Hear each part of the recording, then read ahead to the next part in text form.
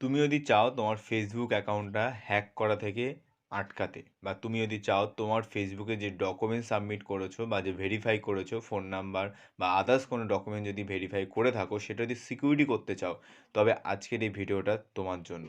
কারণ আমরা কিন্তু প্রায় শুনে থাকি ফেসবুক অ্যাকাউন্টটা কিন্তু হ্যাক হয়ে গেছে, ফেসবুক অ্যাকাউন্টটা কিন্তু তোমার আর ওপেন হচ্ছে না, এটা প্রায় আমরা শুনে থাকি, কিন্তু তোমরা হয়তো জানো না তোমার কবে ওই দুর্দিন আসতে চলেছে।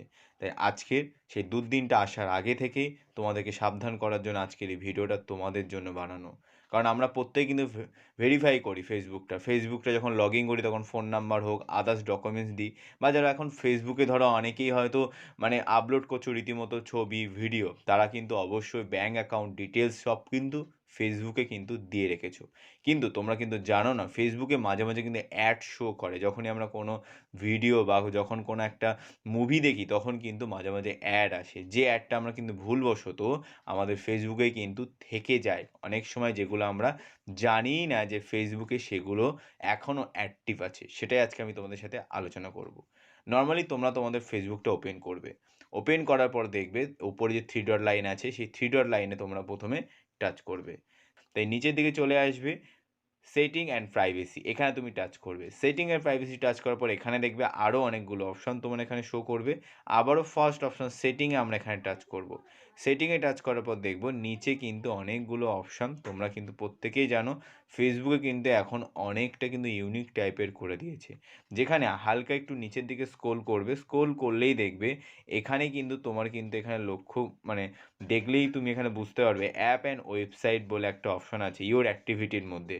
তোমার এই ফেসবুক লগইনের মধ্যে, ফেসবুক পেজের মধ্যে কোন কোন অ্যাপ, কোন কোন ওয়েবসাইট অ্যাক্টিভিটি আছে, অ্যাক্টিভ আছে, সেটা আমি আগে দেখে নেবো। জাস্ট আমি এই অ্যাপ অ্যান্ড ওয়েবসাইটে টাচ করলাম।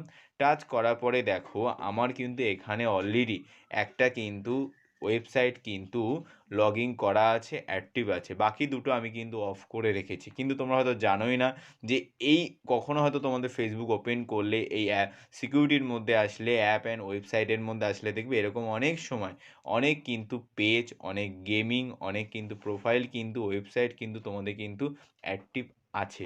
সেটা তোমরা জাস্ট এখান থেকে এক্সপায়ার করে দেবে, এখান থেকে যা রিমুভ করে দেবে। যদি না করে থাকো তবে কিন্তু তোমরা বুঝতেও পারছো না কবে তোমাদের ফেসবুকটা হ্যাক হয়ে যাবে, কবে তোমাদের পার্সোনাল যে ডকুমেন্টস, পার্সোনাল যে ভেরিফাই যে অ্যাকাউন্ট, সেটা কিন্তু পুরোপুরি কিন্তু অন্য কারোর নজিরে চলে যাবে।